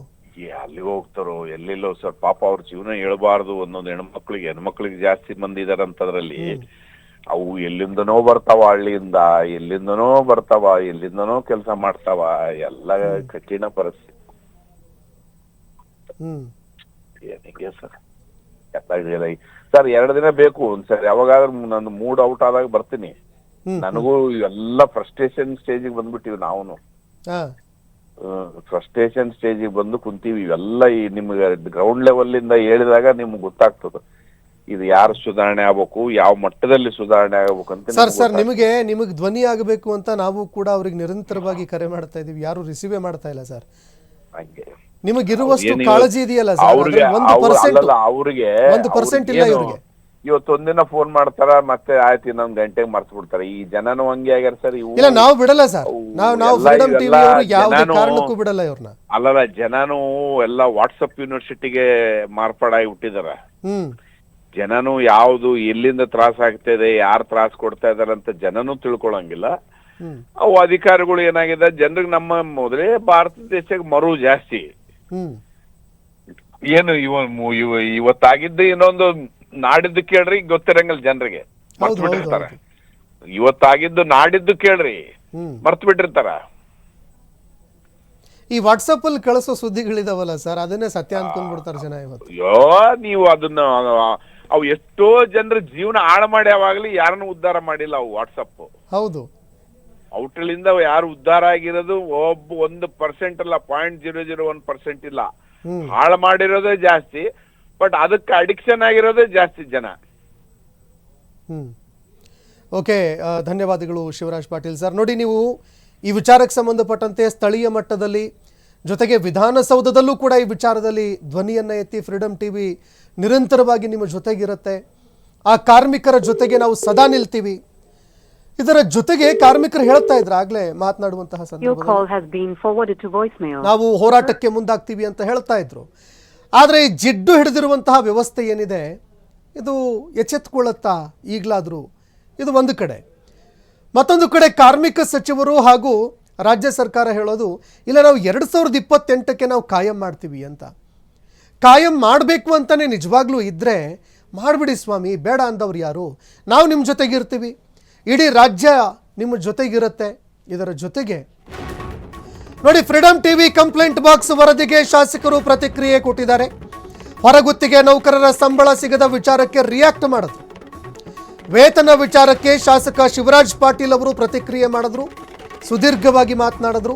ಸಮಸ್ಯೆಯನ್ನು ಸರ್ಕಾರಕ್ಕೆ ಮುಟ್ಟಿಸುವ ಕೆಲಸವನ್ನು ನಾನು ಮಾಡ್ತೀನಿ ಅಂತ ಭರವಸೆ ಕೊಟ್ಟಿದ್ದಾರೆ. ಈ ಕುರಿತು ಜಿಲ್ಲಾ ಪಂಚಾಯತ್ ಸಿಇಒಗೂ ಕೂಡ ನಾವು ಕರೆ ಮಾಡಿದ್ವಿ, ಅವರು ರಿಸೀವ್ ಮಾಡಲಿಲ್ಲ. ತಕ್ಷಣವೇ ಹೊರಗುತ್ತಿಗೆ ನೌಕರರ ಸಮಸ್ಯೆಯನ್ನು ಬಗೆಹರಿಸೋದಕ್ಕೆ ನಾನು ತಿಳಿಸ್ತೀನಿ. ಹೊರಗುತ್ತಿಗೆ ನೌಕರರ ಸಂಬಳ ಬಗೆಹರಿಸೋದಕ್ಕೆ ನಾನು ಪ್ರಯತ್ನ ಮಾಡ್ತೀನಿ. ಫ್ರೀಡಮ್ ಟಿವಿ ಕಂಪ್ಲೇಂಟ್ ಬಾಕ್ಸ್ ವರದಿಗೆ ಶಿವರಾಜ್ ಪಾಟೀಲ್ ಅವರು ಹೇಳಿಕೆ ಕೊಟ್ಟರು, ಪ್ರತಿಕ್ರಿಯೆ ಕೊಟ್ಟರು, ಮಾತನಾಡಿದ್ರು. ಆದರೆ ಯಾವ ಅಧಿಕಾರಿಗಳು ಮಾತನಾಡಬೇಕಾಗಿತ್ತು, ಅವರು ಎಚ್ಚೆತ್ಕೊಳ್ಬೇಕಾಗಿತ್ತು, ಅವರು ನಾವು ತುಂಬ ಗಾಢವಾದ ನಿದ್ರೆಗೆ ಜಾರ್ಬಿಟ್ಟಿದ್ದೀವಿ ಸ್ವಾಮಿ, ನಮ್ಮನ್ನು ಎಷ್ಟೇ ಎಚ್ಚರಿಸಿ ನೀವು, ಈ ಹುಚ್ಚರ ಸಂತೆಯಲ್ಲಿ ಉಂಡೋನೇ ಜಾಣ ಅಂತ ಹೇಳ್ತಾರೆ. ನಾವು ಆ ರೀತಿ ಇರೋರು. ಹೀಗಾಗಿ ಯಾವುದೇ ಕಾರಣಕ್ಕೂ ಕೂಡ ನಾವು ಎಚ್ಚೆತ್ಕೊಳ್ಳಲ್ಲ ಅಂತ ಅವರು ಗಾಢವಾಗಿ ನಿದ್ರೆಗೆ ಜಾರಿದ್ರು. ಆದರೆ ಫ್ರೀಡಮ್ ಟಿವಿ ಇಲ್ಲೇ ನಿಲ್ಲಿಸಲ್ಲ ಸ್ವಾಮಿ, ಇದನ್ನು ಮತ್ತೆ ಮುಂದುವರಿತೀವಿ. ನಾವು ಈ ವಿಚಾರಕ್ಕೆ ಸಂಬಂಧಪಟ್ಟಂತೆ ಮತ್ತೆ ನಿಮ್ಮನ್ನು ಎಚ್ಚರಿಸೋ ಕೆಲಸ ಮಾಡ್ತೀವಿ. ಇದರ ಜೊತೆಗೆ ನಿಮ್ಮ ಜವಾಬ್ದಾರಿ ಕೂಡ ಇದೆ. ಜನಸಾಮಾನ್ಯರ ಪರವಾಗಿ ಫ್ರೀಡಮ್ ಟಿವಿ ಎಂದಿಗೂ ಕೂಡ ನಿಲ್ಲುತ್ತೆ. ನಿಮ್ಮ ಧ್ವನಿಗೆ ಧ್ವನಿಯಾಗುವ ಕೆಲಸವನ್ನು ಫ್ರೀಡಮ್ ಟಿವಿ ಮಾಡುತ್ತೆ. ನಿಮ್ಮ ಊರಿನಲ್ಲಿ, ನಿಮ್ಮ ಹಳ್ಳಿಗಳಲ್ಲಿ, ನಿಮ್ಮ ಏರಿಯಾದಲ್ಲಿ ಯಾವುದೇ ಸಮಸ್ಯೆಗಳು ಈ ರೀತಿ ಇದ್ದರೂ ಕೂಡ ಫ್ರೀಡಮ್ ಟಿವಿ ಈ ನಂಬರ್ಗೆ 9686651049 ಇದಕ್ಕೆ ಸಾಕ್ಷ್ಯ ಸಮೇತವಾಗಿ ವಾಟ್ಸಪ್ ಮಾಡಿ. ಇದು ಫ್ರೀಡಮ್ ಟಿವಿಯ ಕಂಪ್ಲೇಂಟ್ ಬಾಕ್ಸು. ನಿಮ್ಮ ಸಮಸ್ಯೆಯನ್ನು ಬಗೆಹರಿಸೋವರೆಗೂ ಕೂಡ ಫ್ರೀಡಮ್ ಟಿವಿ ಸಮಾಧಾನವಾಗಿ ಇರೋದಿಲ್ಲ. ಯಾವುದೇ ಕಾರಣಕ್ಕೂ ಕೂಡ ನಿದ್ರೆ ಮಾಡಲ್ಲ. ಫ್ರೀಡಮ್ ಟಿವಿ ನಮ್ಮ ನೀವು ಈ ವಿಚಾರಕ್ಕೆ ಸಂಬಂಧಪಟ್ಟಂತೆ ನೇರವಾಗಿ ನಮಗೆ ಕೊರಿಯರ್ ಕೂಡ ಮಾಡಬಹುದು. ನಂಬರ್ 71/1 6ನೇ ಮಹಡಿ, ಬ್ರಿಗೇಡ್ ಪ್ಲಾಜಾ, AC ರಸ್ತೆ, ಆನಂದರಾವ್ ಸರ್ಕಲ್ ಹತ್ತಿರ, ಗಾಂಧಿನಗರ, ಬೆಂಗಳೂರು 560009. ಇಲ್ಲಿಗೆ ನೀವು ನೇರವಾಗಿ ನಿಮ್ಮ ಸಮಸ್ಯೆಗಳಿದ್ದರೆ ಅದನ್ನು ಪತ್ರದ ಮುಖೇನವಾಗಿ ಅಥವಾ ಕೊರಿಯರ್ ಮುಖೇನವಾಗಿ ಏನಾದರೂ ದಾಖಲೆಗಳಿದ್ದರೆ ಅದನ್ನು ಕಳಿಸುವಂತಹ ಕೆಲಸವನ್ನು ಮಾಡಬಹುದು. ಫ್ರೀಡಮ್ ಟಿವಿ ಇದನ್ನು ವಿಸ್ತೃತವಾಗಿ ವರದಿ ಮಾಡುವಂತಹ ಕೆಲಸವನ್ನು ಮಾಡುತ್ತೆ. ಜೊತೆಗೆ ಈ ಸಮಸ್ಯೆಯನ್ನು ಬಗೆಹರಿಸೋದಕ್ಕೆ ನಿರಂತರವಾಗಿ ಶ್ರಮಿಸುತ್ತೆ ಅಂತ ಹೇಳ್ತಾ